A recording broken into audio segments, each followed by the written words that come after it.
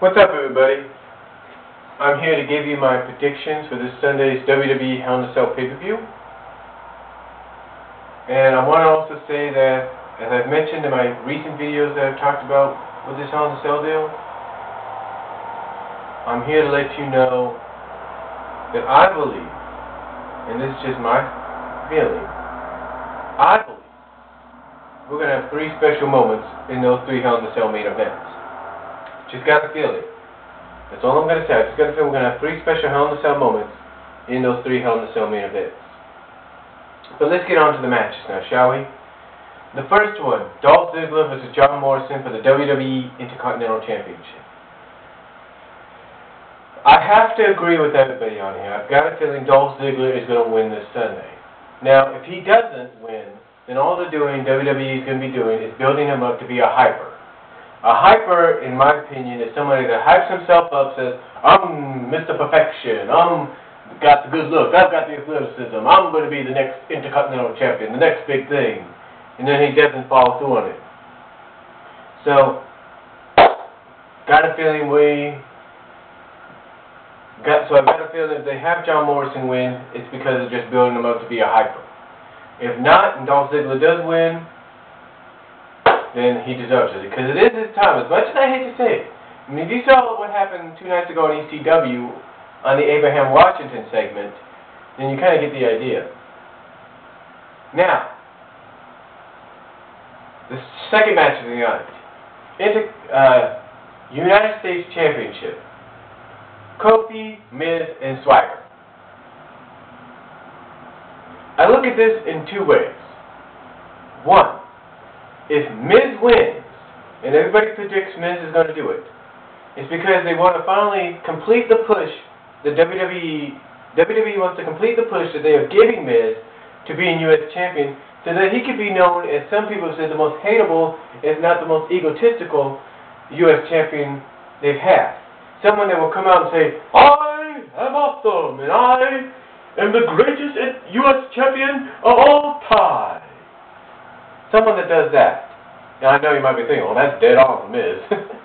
But you get what I'm saying. You understand what I'm saying. I mean, they would love to have Miz be that kind of a champion if he wins. However, the other way I see it, if Jack Swagger wins, it's because they want to continue building Jack up to be the next Kurt Angle. That's right. WWE wants to build him up to be the next Kurt Angle. I mean, look, he's already got pyro similar to Kurt's. And if not that, he's a collegiate All-American, an All-American American, just like Kurt was, but Kurt was a lot more. And Kurt was and still is a lot more than that. But anyway, what I'm saying is, that would be the only reason they want Jack to win. They would have Jack win the U.S. title, to build him up. Because if you look at it in a way, he's kind of following the same path as Kurt did, but a little bit more differently. When Kurt was in WWE, he won simultaneously the Intercontinental and European titles. Jack Swagger has already been the ECW champion, a title that some consider a world title and some just consider not a world title anymore.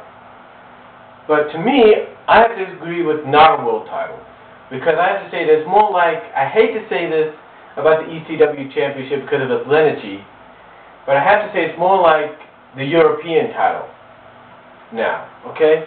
So that's basically what it is. He's won the ECW European Championship deal. Now the U.S. title, which is like the Intercontinental title, is next. So it only makes sense for him to be built up more to that main event status if he won the U.S. title. That'd be the only reason Jack Swagger would win. So it is a toss-up between those 2 winning it. Now, if Kofi retains, then WWE is only going to make. Then the reason for that is for WWE makes Miz and Swagger look like a couple of idiots, a couple of dummies. But I don't think that's going to happen. I've got a feeling, like I said, Miz, he wins it, is to build him up to be the most egotistical, self-centered U.S. champion and most hateable U.S. champion they've had. Or, if Swagger wins, it's to build him up to be that next Kurt Angle of the WWE. That's the only reason. So it's going to be one of those 2, for one of those reasons. Then we have the Divas Championship. Mickie James and Alicia Fox. This, to me, is up in the air. because I like Mickie James. I do. I'm a Mickie James fan. Who isn't? And I'm glad they put the Divas title on her. But for her to lose the title to Alicia, someone that some say have not been in the business that long, would be a joke, right? Well, not exactly. You see, the only reason WWE would have Alicia win it is because, as we've been well,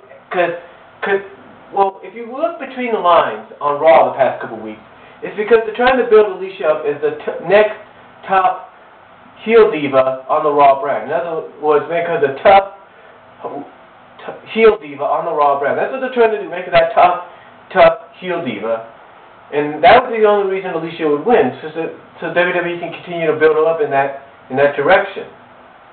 But if Mickie James wins, and I hope she does, because I'm a fan of hers, I know that sounds a little biased, but I hope she does, it'd be because WWE wants to build her towards bragging rights. Why? Because as we know, bragging rights has been advertised to be interpromotional. So if Mickie James wins, it would be the only reason for that is to build her up towards a program with SmackDown's Michelle McCool, in possibly a title for talent situation of bragging rights. I could be wrong. Now, if Alicia wins, and let's say sometime down the line before bragging rights, Melina wins, it'd be the same thing.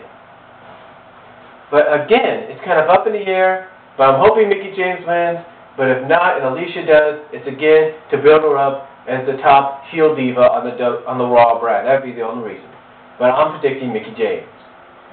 Now, Unified Tag Team title match. Jericho against Batista and Mysterio. Up in the air again, another one. I can't really call this one, because I have to agree with a lot of people.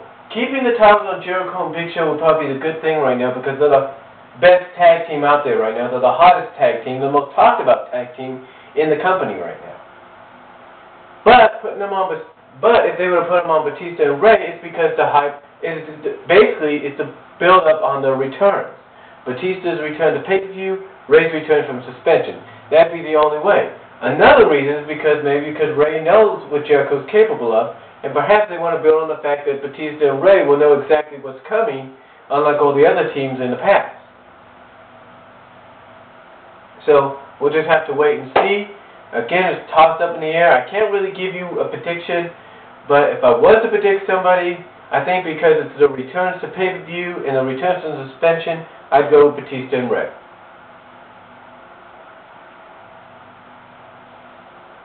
Now,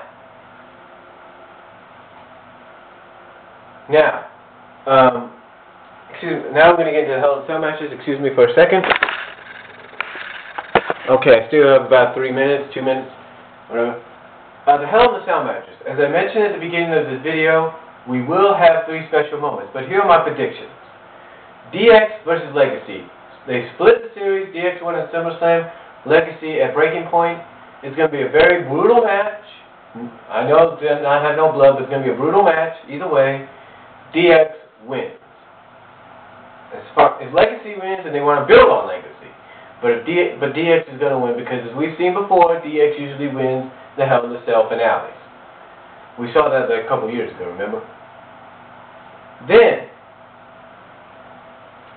Randy Orton, John Cena. If there's any indication of what we saw at the end of Raw this past Monday night, if that's any indication, I should say, of what we'll see at Hell in a Cell this Sunday, we're going to see a great match.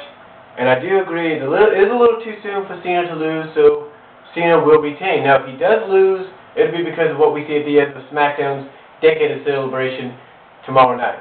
You have to watch that to see what I mean, because if Orton wins, that would be the reason. But Cena will win. I have to agree with that. Then, CM Punk and The Undertaker. Some are saying CM Punk's going to retain in some way. Some are saying Undertaker's going to win because he got screwed last month. This is the way I look at it. I'm hoping Undertaker wins. As much as I respect and like CM Punk, even as a heel, I think Undertaker's going to win. The reason for this is because there's a lot of scenarios. Now, like I mentioned, if Orton wins, well, you'll have to watch tomorrow night to see what I mean. But if Punk wins, now if Punk beats Undertaker and Cena wins, they'll want to build something toward bragging rights between Punk and Cena. Now, if Undertaker wins, then, You know, they have the reason. They want to put the title back on him because he's the Phenom. Because this is his match. So, in other words, it's kind of up and down, kind of tossed up. You'll see a special moment here as well. But I've got a feeling Undertaker will win. That's my prediction. I could be wrong. And that's all I have to say about my Hell in a Cell predictions. And if you got any comments, video responses with your own predictions or something, go ahead and send it to me and talk to y'all later.